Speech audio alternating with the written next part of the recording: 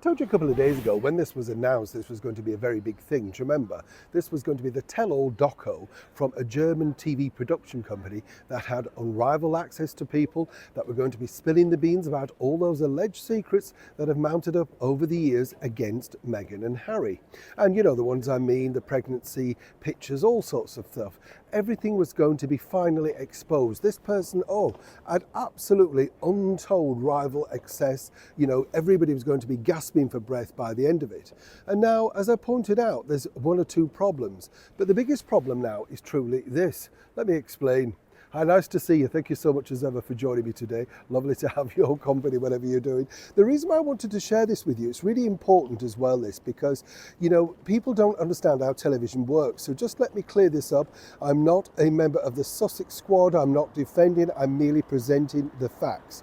I can tell you the facts because I work in the facts. And that is the deal of how television works. Whenever you're putting anything together, and I've put many documentaries and stuff like that together, it all hinges really on the legalities. You know, it doesn't matter what that person says. If I interview, say, somebody like Cher and she said I was married to JFK, you need the proof. You need some backup, you know. You can't just take that person's word for it.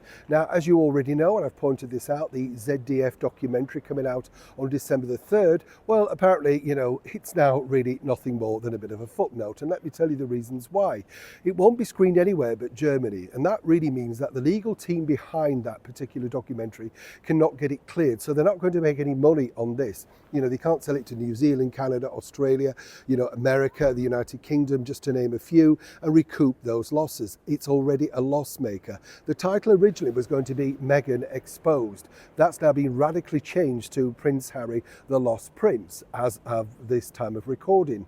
So what do we actually learn? Well, nothing. The bulk of the Meghan Markle stuff has had to be removed away because it simply cannot be stood up literally with legalities. Now, where does it stand about watching it anywhere else in the world? Well, it's going to be not available on YouTube. So the only way that you will get to see clips and stuff like that is if somebody, say, screenshots it and puts it out there. And I'm sure many people will. I'm sure many people in Germany will. There's never anything where it's a complete cut-off, right? But what's interesting about this is the fact that the people that they spoke to, you know, why did they suddenly pull away? Because apparently they were all tied down. Now, the true story goes, the person who I know that worked on this said, you know, really, some of the things were very viable, but really there was no true backup. Everybody had a story, but without the, oh, I'd rather not say, or I don't really have that letter, or I don't have that picture. Ex-boyfriends, paramours, stuff like that. They all backed away at the 11th hour. Now, I'm not suggesting that Meghan and her team, you know, put any pressure on, actually. I just think that they knew ZDF TV, that without that backup, they can't run with this. And once again, of course, if you're going to do something like that, it's a little bit like that thing about a year ago on Australian TV, where, of course, the father and the half-sister, well, the bottom line was, you know, they just did a story, but they never really gave the story that everybody needed to know. There's certain elements of the backup, maybe, you know, appertaining to the children. You get the picture. So while Harry and Meghan may have think that they've won this, once again, they've actually just made Harry the victim. He looks incredibly bad, you know, basically talking about from clips about his father, and then they show clips of the father, of course, His Majesty the King, for cancer treatment and stuff like that. It just looks projectively bad on him. Once again, amazingly, Meghan Markle has risen from the ashes to come out of it basically unscathed.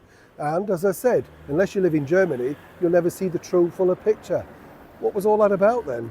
Neil Sean in the very heart of London.